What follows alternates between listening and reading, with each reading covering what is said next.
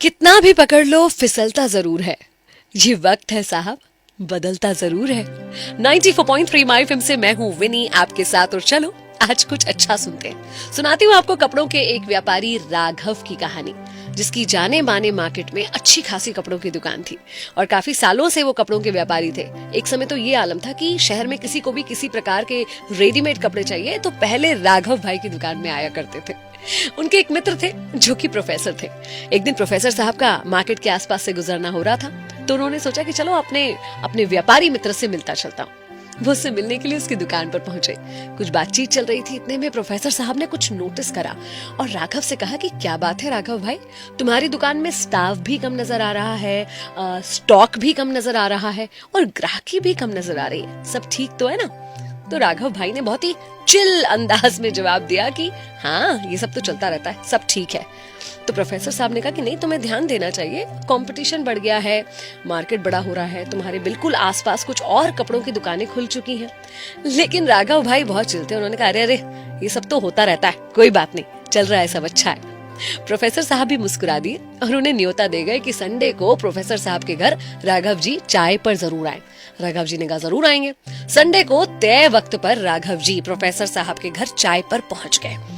चाय बनाने का आदेश दिया गया कि भाई चाय लाई जाए दोनों मित्रों के लिए, और तब तक प्रोफेसर साहब ने कहा कि चलो मेरे साथ मेरे घर की लैब में चलो, तुम्हें एक बहुत ही इंटरेस्टिंग एक्सपेरिमेंट दिखाता हूँ, एक प्रयोग करके दिखाता हूँ। राघव जी भी चल दिया कि चलो प्रोफेसर मित्र से कुछ नया सीखने को मिलेगा आज। लैब में गए और प्रोफेसर साहब ने गर्म पानी का जार लिया और गर्म पानी के जार में एक मेंढक को डाल दिया।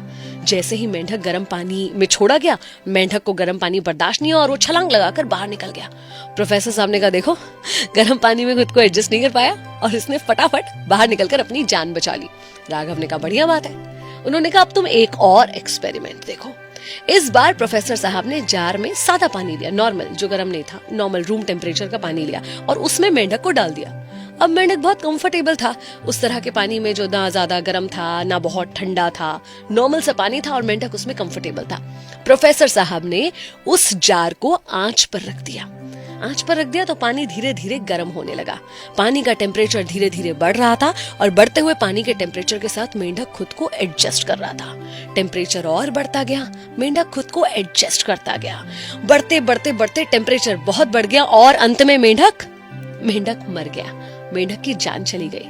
राघव को बहुत अजीब लगा। उसने अपने प्रोफेसर मित्र से कहा कि ये कैसा एक्सपेरिमेंट है, तुमने तो एक मेंढक की जान ले ली। प्रोफेसर साहब मुस्कुराए और बोले कि मेंढक की जान मैंने नहीं ली, मेंढक की जान उसने खुद ली है। क्यों नहीं सही समय पर वो पानी से बाहर निकला, क्यों वो एडजस्ट करता गया।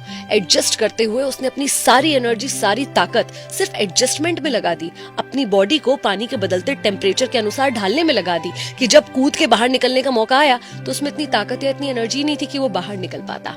और प्रोफेसर साहब ने राघव से कहा कि कहीं तुम भी यही तो नहीं कर रहे हो?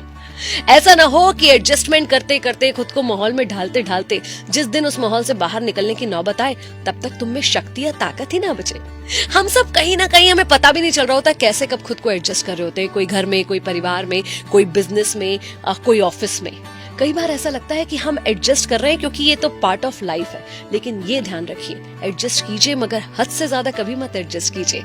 अपने अंदर की एनर्जी को, बदलाव लाने की एनर्जी को हमेशा अपने पास संजोकर बचा कर रखिए। 94.3 माय एफएम से मैं विनी, चलो आज कुछ अच्छा सुनते हैं।